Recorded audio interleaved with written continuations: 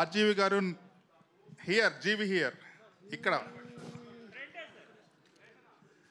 Wear sir, ఇక్కడ ఇక్కడ ఇక్కడ కింద కింద నుంచి సెకండ్ రో.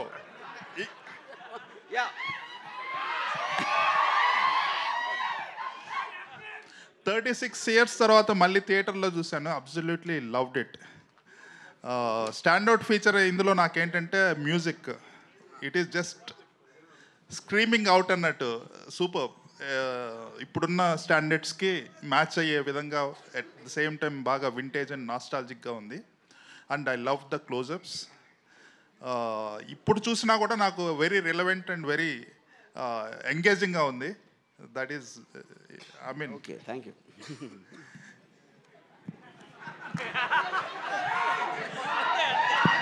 సో ఇప్పుడు ద పాయింట్ ఈజ్ మీరు చెప్పేదానికి ఊకుంటున్నాను. What can I say? But the fact that you like the music, I'm very happy. ఎందుకంటే that was one of the biggest technical challenges. Original దాంట్లో ఉన్న ఫ్లేవర్ పోకుండా how we used the AI apps to basically get exact same effect of what you remember seeing that long back. I think that was a challenge. Yeah. Raghuvaran గారి voice ఏమన్నా modify చేశారా? No, not in it. Nothing was modified. It was just అంటే ఆ టైంలో mono ట్రాక్లో record చేసిన total everything was in. అది కూడా మిక్స్డ్ ట్రాక్ ఉంది. We don't have, I mean separately.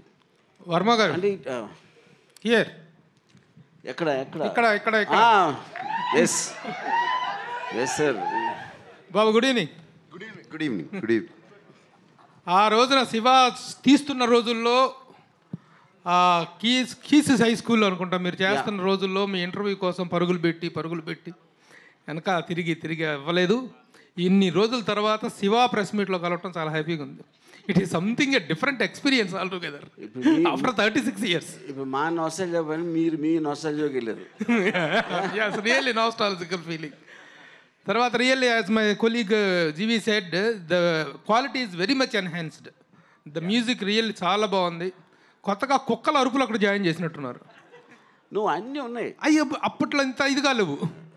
అంటే అఫ్ కోర్స్ అట్మాస్ సౌండ్లో అంటే ఇప్పుడు మీకు సింగిల్ స్క్రీన్ ఒక సింగిల్ సోర్స్ నుంచి వింటున్నప్పటికీ మీరు అట్మాస్లో సరౌండ్ స్పీకర్స్ ఉంటాయి కదా, దాంట్లో వచ్చినప్పుడు ఆటోమేటిక్గా everything will go up a little. Prabhu, nothing was added. అసలు original score, original this thing అక్కడ తీసుకున్నాము. And nothing was all added. Nostalgia అని రాము అన్నాడు కాబట్టి 36 years ago, whenever we started and released on October 5th, never కల్లో కూడా అనుకోలేదు మళ్ళీ ఇలా కలుస్తామని. అండ్ కలిసి దీనికి శివాకి ఇంకా ఇంత ఆదరణ, ఇంత ద కల్ట్ ఫాలోయింగ్ ఉంటుందని కల్లో కూడా అనుకోలేదు. ఇట్స్ స్టిల్ వెరీ, నాకు చాలా సర్రియల్గా ఉంది, కొత్తగా ఉంది అసలు ఇది ఇలా కలుస్తాము. And so much love from everybody coming. And Ramu అప్పుడు ఎంత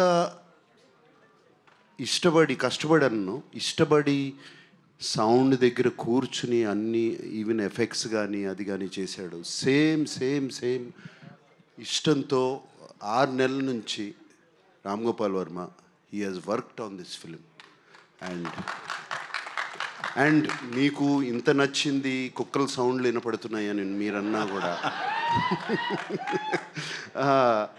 కేవలం అతను what he could do then, what అప్పుడు కంప్లీట్గా సరౌండ్ స్పీకర్స్లో చేయలేని సౌండ్ ఇప్పుడు తనకు అవకాశం వచ్చింది. He took full advantage of Dolby Atmos. And ఒక స్మాల్ ఎగ్జాంపుల్ చెప్తాను. సి అట్ ద టైమ్ నన్ను మాట్లాడిని రాము, ఫినిష్ చేసి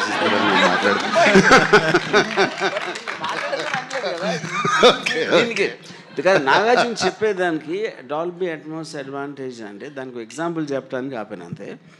సో ఇప్పుడు స్టడీ క్యామ్ షాట్ ఉంది, ఆవిడ అంత వెరీ టాక్డ్ అబౌట్. అలా కెమెరా వెళ్తూ ఉంటే ఒక చిన్న పాప అరిపి వినిపిస్తుంది, లేకపోతే అక్కడ కుక్కలు మరుగుతున్నాయి, ఫుడ్ స్టెప్స్ ఇవన్నీ. సో ఆ టైంలో obviously I can't imagine a point beyond sound ఎలా వస్తుందని. ఇప్పుడు now when that is translated Dolby Atmos, you almost feel you're going behind Nagarjuna, పరిగెడుతూ ఉంటే. ఎందుకంటే మీకు ఆ ఎఫెక్ట్లో ఆ ట్రావెల్ అవుతూ ఉంటే సరౌండ్ స్పీకర్ నుంచి దాని నుంచి That is the main enhancement, which is only possible because of the Atmos sound. And that again, the accompanying music was possible because of AI. Yeah. ఇప్పుడు ఫ్లో తప్పింది నాది. బట్ ఎనీవే, సో రాము అంత ఇష్టపడి he did what he did. And అప్పుడు how much I was in gratitude to him. Again I am now also in gratitude to Ram Gopal Varma. And also the 4K లోకి lot of people, చాలామంది 4Kలోకి దొరకని prints అవి పట్టుకొచ్చి వాటిని మళ్ళీ డిజిటల్లోకి చేయడం చాలా ఇది. But Annapurna team, CV Rao, and I'm deeply gratitude to them. చాలా చాలా బాగా చేశారు. అండ్ మీరు ఎలా షాక్ అయ్యారో, ఆర్ ఎలా షాక్ కాదు, ఎలా ఇంప్రెస్ అయ్యారో మొన్న చూసి సినిమా. నేను కూడా జస్ట్ 3-4 డేస్ బ్యాక్ ఫుల్ త్రోలో సినిమా చూశాను. ఐ వాజ్ కంప్లీట్లీ ఏదో కొత్త సినిమా చూస్తున్నట్టు అనిపించింది. అండ్ నాకు బాగా గుర్తు, శివ రిలీజ్ అయినప్పుడు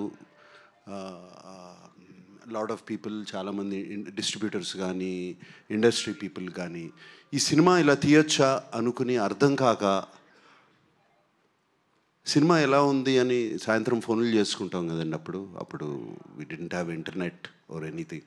ఫోన్లు చేసుకుంటాం. సౌండ్ బాగుంది అన్నారు. అప్పుడు సౌండ్ బాగుంది అంటే సినిమా గురించి మాట్లాడలేదు. అంటే first time the talk that came out was sound బాగుంది. And I believe Ramu has achieved it again this time.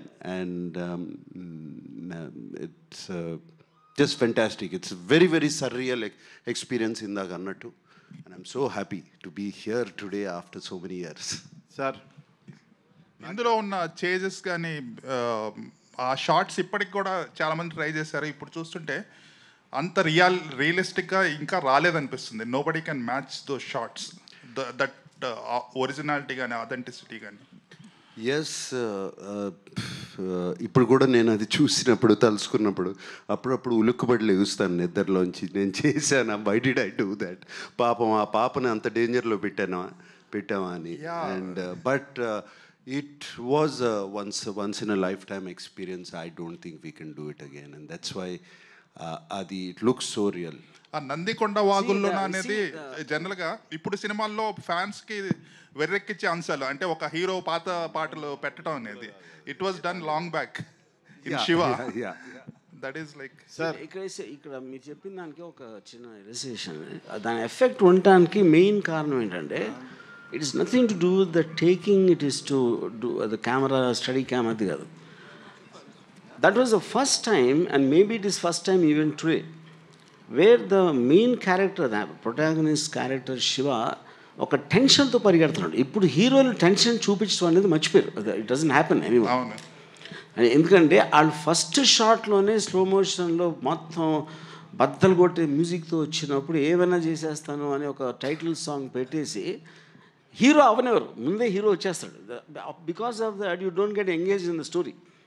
ఇక్కడ నాగార్జున ఎక్స్ప్రెషన్ అంత రియలిస్టిక్గా, అంటే ఒక 5-6 వస్తే పారిపోయి ఆ పాపను కాపాడటానికి he looks like a normal human being. Because of that the heroism elevate అవుతుంది. That is where the actual fundamental issue is. అది అనేది మీరు మర్చిపోయారు కాబట్టి ఇప్పుడు కూడా ఎవరు చేయట్లేదు కాబట్టి you again felt the freshness అవుతారు. సార్ నాగార్జున గారు. నాకు sir hi, this is Prakyat from Gulti. Hi. So first of all, it looks great. The restoration Looks great or fantastic? Looks great and fantastic both. Okay, thank you. So what do you think is one unique point you have to point out that made Shiva trendsetter cult film? At that time in life, at that point in time, it was నేను అనుకునేది right time, right place, everything. Cinema needed change.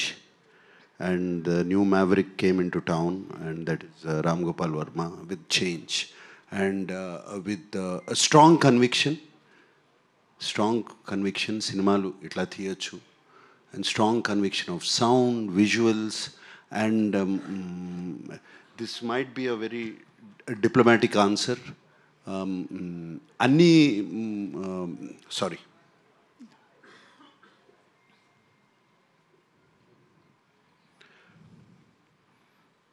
అన్ని సినిమాలకి ఇది కుదరదు. Something happened to all of us. ఏదో పూనకం పట్టుకున్నట్టు అందరికీ, not just Ram Gopal Varma or me, the rest of the crew.